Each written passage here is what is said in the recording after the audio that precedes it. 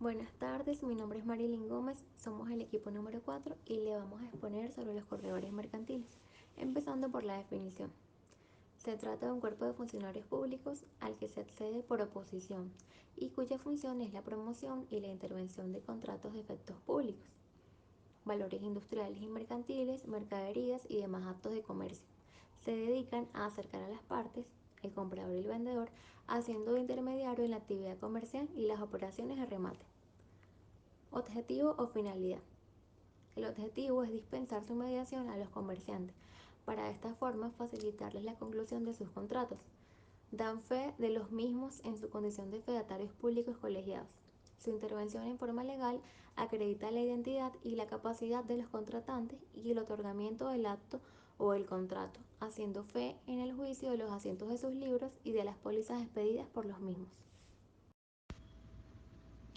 Ok, mi nombre es Beatriz Gil y vamos a hablar un poco sobre los tipos de corredores de comercio.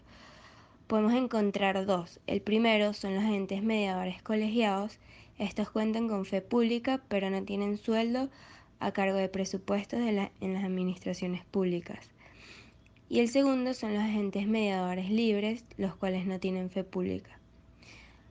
Hablando un poco sobre sus características, tenemos 5. Una de ellas es que proponen los negocios con exactitud, precisión y claridad, guarda el secreto profesional, expide certificación de los asientos respectivos de sus contratos. La cuarta es que responde legalmente de la autenticidad de la firma del último cedente. Y por último, asiste y da fe en los contratos de compra-venta de la entrega de si los interesados lo exigieran. Ok, vamos a hablar un poco sobre las leyes y artículos de los agentes y mediadores de comercio y sus obligaciones respectivas. Van de los artículos 66 al 81. El artículo 66 habla un poco sobre la definición de lo que es un corredor. Son agentes de comercio que dispensan su mediación a los comerciantes para facilitarles la conclusión de sus contratos.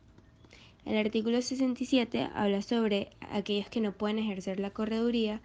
Tenemos 3 casos: los que no tienen capacidad para comerciar, los deudores fallidos no rehabilitados y los que hayan sido destituidos de este cargo o del de venduteros.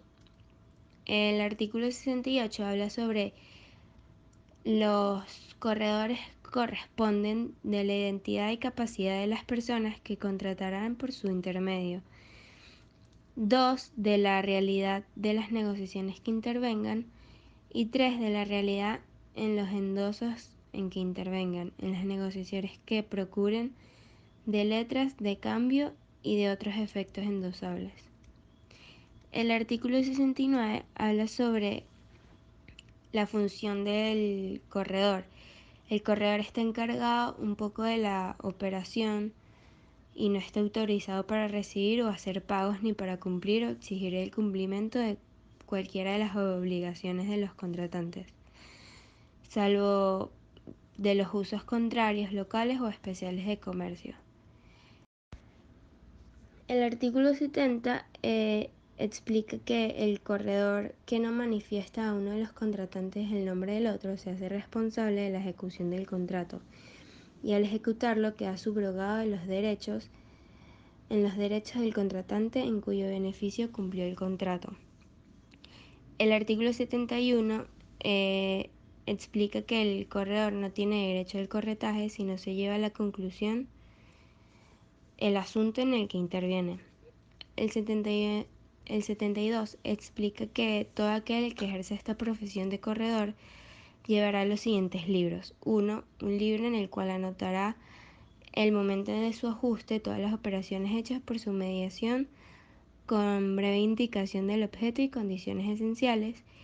Y el segundo es un registro foliado, firmado y visado de manera prescrita en el artículo 33, en el cual anotará con entera precisión diariamente, sin abreviaciones, todas las condiciones de las ventas, compras y negociaciones y operaciones en las que intervenga. Y el artículo 73 explica sobre la autoridad judicial, la cual puede ordenar a los corredores la exhibición de sus libros para confrontar la copia que ellos entregan a las partes con las notas y escritos originales y exigirles los informes que creyere conveniente. El artículo número 74 habla de que la profesión del corredor es libre. Sin embargo, solo los corredores con carácter público pueden ejecutar los actos que la ley o una sentencia ordenen que se hagan por su ministerio. El artículo número 75 habla que para ejercer dicho oficio con carácter público se requiere gozar de un buen concepto, obtener autorización del juez de comercio, previo informe de la Cámara de Comercio de la plaza en que se va a ejercer. Se va a otorgar una fianza a satisfacción del juez por la cantidad de 1.000 a 12.000 bolívares, según la importancia de la plaza, o se debe hipotecar bienes raíces justipreciados por doble de la suma. La autorización se registrará en el registro de comercio, expidiéndose copia de ella al interesado para que le sirva de título. El artículo 76 dice: si la fianza o hipoteca se extinguiera o disminuyera, el juez que hubiere otorgado la autorización ordenará su reposición o complemento. Hasta que la caución no sea respuesta o integrada por el corredor, no podrá ejercer funciones de tal con carácter público. El artículo 77 se refiere a que la caución que deben prestar los corredores con carácter público está afecta, con privilegios sobre otros débitos y en el orden siguiente. Número 1. De las indemnizaciones debidas por ellos por causa dependientes del ejercicio de su oficio. Y número 2. De las penas pecuniarias. Artículo número 78. Este habla que la fianza no podrá cancelarse mientras el corredor conserve su carácter público. Artículo número 79. Cuando el corredor quisiera despojarse de ese carácter, pedirá la cancelación de su fianza al juez. Así se publica su solicitud en los locales del tribunal, de la Bolsa y de la Cámara de Comercio. Todo el que se crea con derecho sobre dicha fianza podrá oponerse a la cancelación ante la Secretaría del Tribunal. Al transcurrirse los 3 meses de la publicación del extracto, se refiere a este artículo, sin que se haya hecho oposición. El juez declarará la cancelación de la fianza. Si se ha hecho oposición, queda un suspenso de la cancelación hasta que aquella sea retirada o declarada sin lugar por sentencia firme.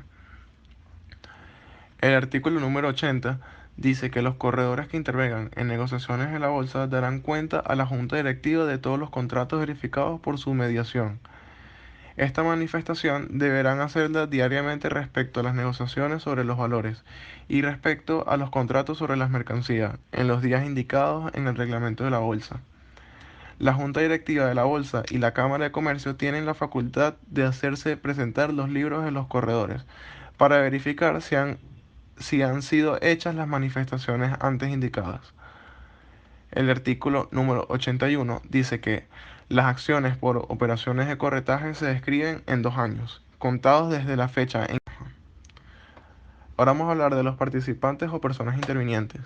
Las partes que intervienen en el contrato del corretaje mercantil son los corredores y los que hicieron los encargos. El corredor. El Código de Comercio regula más que todos sus artículos del 66 al 71 a los corredores y no al contrato del corretaje. Su intervención en forma legal acredita la existencia del acto mercantil a que se refieran y la identidad y capacidad de los contratantes. Estas personas pueden intervenir en toda clase de operaciones mercantiles en la plaza o territorio que alcance su jurisdicción. Así, pueden intervenir en la emisión, negociación, transmisión y canje o conversión de valores y efectos públicos admitidos a la cotización de las bolsas oficiales de comercio. Estas personas deberán entregar a cada contratante minuta firmada comprensiva de cuánto estos hubieran convenido. Su régimen disciplinario será, en general, el previsto para los funcionarios civiles o la administración del Estado. Mi nombre es Cristian da Silva y voy a exponer sobre los derechos y las obligaciones de los participantes. Las obligaciones de los corredores de comercio son las siguientes. Se tiene que asegurar de la identidad y capacidad legal para contratar de las personas intervinientes. 2. Proponer los negocios con exactitud, precisión y claridad. 3. Guardar el secreto profesional. 4. Expedir certificación de los asientos respectivos de sus contratos. 5. Responder legalmente de la autenticidad de la firma del último cedente. Y 6. Asistir y dar fe en los contratos de compra-venta, de la entrega de los defectos y de su pago, si los interesados lo exigieran. Y cuando hablamos sobre los derechos, en el artículo 71 se especifica que el corredor no tiene derecho al corretaje, ni tampoco al pago de gastos efectuados sin autorización expresa del encargado si no se lleva a conclusión el asunto en que interviene. Tal conclusión parece ser una conditio sine qua non para el nacimiento del derecho de comisión correspondiente al mediador. Sin embargo, la doctrina hace una serie de observaciones al respecto, aplicando la equidad en ciertas circunstancias a favor del corredor. Entonces, ¿a quién corresponde pagar la comisión y en qué medidas y proporciones? A continuación, daré un ejemplo. En una empresa llamada Empresa A, están coordinando ciertas actividades en gestión de producción. Para poder proceder a sus actividades es necesario cerrar unos tratos de inversión con empresas que estén interesadas. Necesitan de un agente que tiene carácter de notario en la contratación de efectos públicos, valores industriales y mercantiles, mercaderías y demás actos de comercio para ser intermediario en actividades comerciales. El encargado contrata con el corredor para que éste, bajo su conocimiento profesional, respalde el acercamiento de la persona con quien ha de elaborar el contrato. Dentro de las obligaciones del corredor debería prestar de un servicio directo, personal, indeleble e independiente, proyectado en la gestión, promoción, concertación, mediación o intermediación de negocios, así como la búsqueda de posibles interesados a quien aproxima, acerca, contacta o relaciona. La labor del corredor se encaminó a facilitar a las personas del acercamiento entre sí, la búsqueda, hallazgo y conclusión de los negocios, con otra empresa llamada Empresa B. Luego existe para el corredor una retribución, remuneración o comisión a que tiene derecho el corredor. Gracias por su atención.